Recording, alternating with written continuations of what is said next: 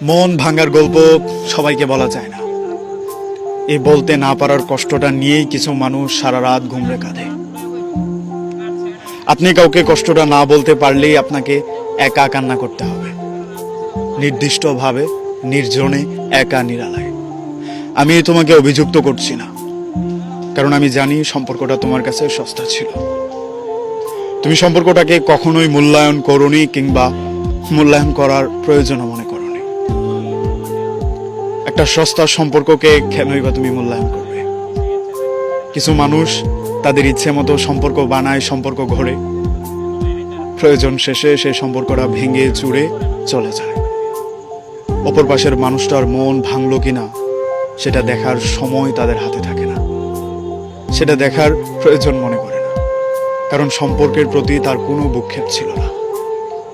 এই ভ্রুক্ষেপ না থাকা মানুষগুলো বিশাল একটা সময় ধরে আপনার সাথে একটা ভালো সময় কাটাবে, আপনাকে থেকে যাওয়ার জন্য রিকোয়েস্ট করবে।